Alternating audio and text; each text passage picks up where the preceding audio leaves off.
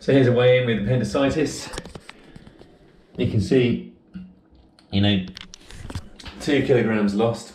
Obviously going to try and replace that, but at the moment my appetite isn't very good and I'm still quite tender in this sort of region. Well, I've had my greens. So apparently, this is my second slice of PB&J. And I'm going very long on a peanut butter because the appetite is still very low and the peanut butter is very dense in calories. So obviously I'm getting, I guess, the biggest bang for your buck in terms of each mouthful. And here's Jane's favourite sea mammal, the manatee. And inside this cup is a little bit of green tea here. And over the years, I've been a really big consumer of green tea. I think it's a great little pick-me-up in the afternoon because it hasn't got much caffeine in it, but it does lift you a little bit. And there's plenty of antioxidants in it. And that's why I'm drinking it this morning because, following the appendicitis, I've still got, headaches, not very tender down here anymore. That seems to be nicely on the mend, but my appetite is suppressed. And I guess that's the body being quite clever and trying to reduce how much food you're having to process through the digestive system and through the colon and the appendix in order to help accelerate the process of repair for the appendix. That's just a guess.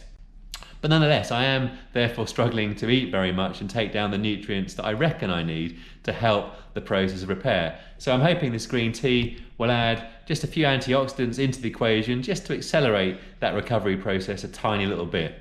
Fingers crossed. Public service announcement. By way of a very brief update, I can report that green tea and appendicitis are not a match made in heaven. Immediately after consuming it, I came across with a bad headache and very nauseous. Therefore, one to avoid.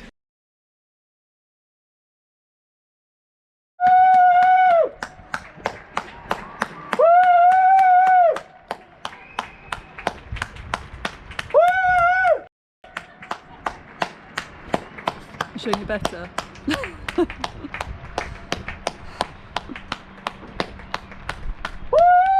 Well, I've got to say, I think I prefer my own Plang variant, but that one does look quite hard.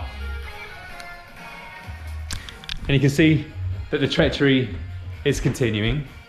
But whilst I'm off the bike and off training, here in kitchen corner, I'm going to have a little experiment.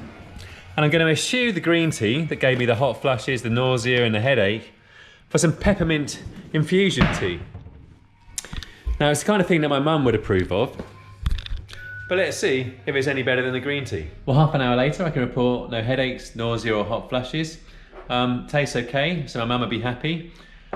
Probably doesn't have quite as many antioxidants and other benefits as green tea, but decent alternative I guess, for the next week or so. But speaking of antioxidants, dark chocolate, and this one's 90%, is stacked full of them. Therefore, enjoy. Calorie dense also. Well, 6 days on from getting appendicitis, I'm just having a very quick weigh. And you can see there that happily I've put most of the weight back on. But I've got to say, I do think that's much more down to inactivity and fewer calories burned, because obviously I haven't been riding a bike and I haven't been doing any of the body weight exercises, because at the same time, my appetite has been suppressed. I haven't been eating my usual baseline of calories. And I think that's all part of the body's clever strategy and ability to reduce the stress here on the digestive system and therefore improve the amount of energy and resources it has available to undertake repair and fight the virus. And it has 2 hormones at its disposal. One is called ghrelin, and that increases appetite, and the other is called leptin, and that suppresses appetite. So I think here, the body, because it knows it's fighting illness in the digestive system, has put a bit of leptin into the system in order to minimize the stress down there and maximize the recovery. Anyway, overall, I'm feeling a hell of a lot better. Just taking a precaution of having another full day off the bike and then hoping to get back into kind of some zone 2 and that kind of thing, see how I feel, and then gradually build up the intensity thereafter. Well, over the last 6 days, it's become really apparent to me just how much more addicted to cycling I am than I thought I was. I suppose setting up a YouTube channel devoted to bike racing would be a pretty good warning indicator of that, but there we go. Anyway, especially as I've kind of recovered quite a lot in terms of physical health over the Thursday, Friday and today, Saturday, I found it really, really frustrating, not to get on a bike and do some zone 2, obviously not race. And I know that that's the right thing to do because I want to let the body have maximum energy available to fight off the appendicitis and avoid going back to hospital. However, it has been, as I say, a difficult time for me. Luckily, work has been very, very busy indeed. And I've been able to throw myself into that. I work in banking and we've got a large number of clients and most of them are doing just fine, notwithstanding all of this uncertainty. But some of them have been hit quite hard because there have been segments of the UK economy where consumer spending has dropped off a cliff or business confidence and business investment has dropped off a cliff. And obviously we're trying to help those clients get through this very, very difficult period for them and back out the other side. And there's a number of different ways that we can do that. And I'm taking quite a lot of pleasure from that. But overall, it's been, a difficult time removing the physical exercise from my routine. But one of the things that's been really helping me is when not working, checking out different people's live streams and their live chats. And it's the virtual cycling community that really does give a fair bit of strength to me at this time, because you can partake in banter, exchange ideas on training and cycling, just generally, get involved in a live chat and feel much, much better about life and look forward, obviously, to getting back on the bike myself. And here's a nice little double header showdown. Niels Heldens versus Quinton Milliners. Both of them compete on CV Arcade, both in the same team, but head to head on Box Hill. Who's gonna win? Who's got the most WKG? Time will tell.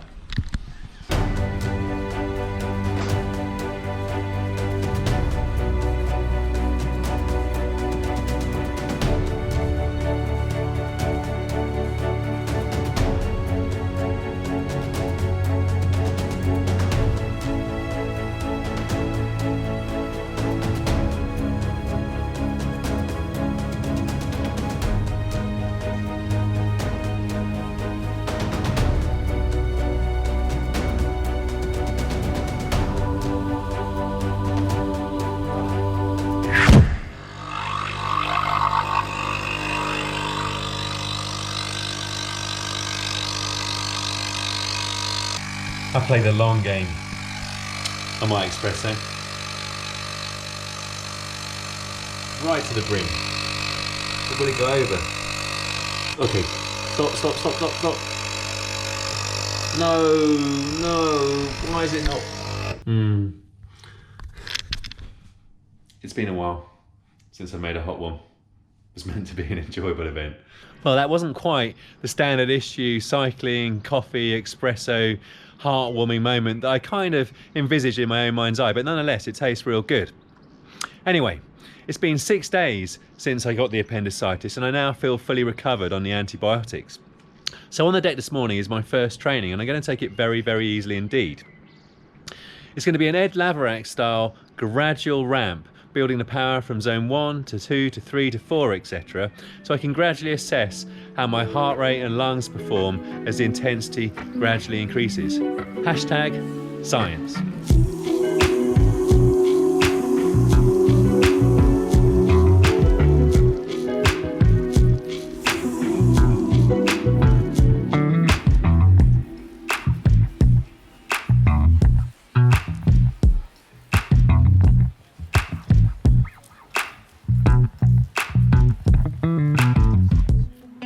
Just transitioning from the upper end of zone 3 into the lower end of zone 4.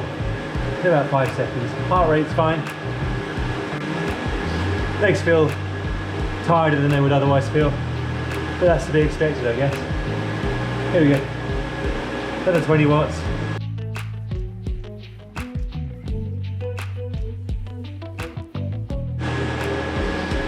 (24:57). Just transitioning now from 280 to about 300 watts. Heart rate, I guess more or less where I expect it to be. Heart rate now 180, 181. This is hard. I'm going to stop it at 30. This is zone 2. See if the heart rate can recover at 250 to 270.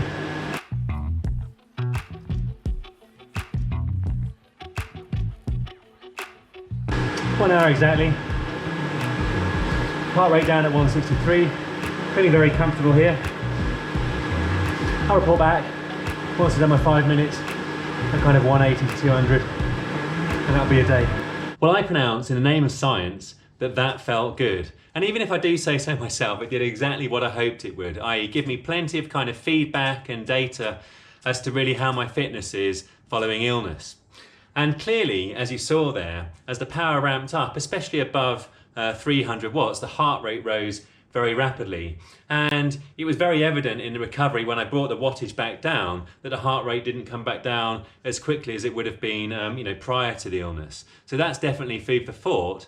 And I would kind of envisage that, as the fitness builds and obviously I get a better appetite, that will gradually improve. But I'd figure that it might take a little bit longer to kind of get back to where I was than maybe the end of the next week or something like that. But let's see. Again, a nice little experiment.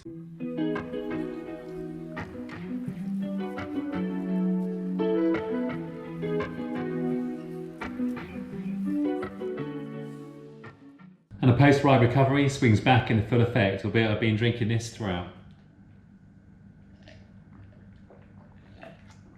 And part two. And Jane even got me some pancakes.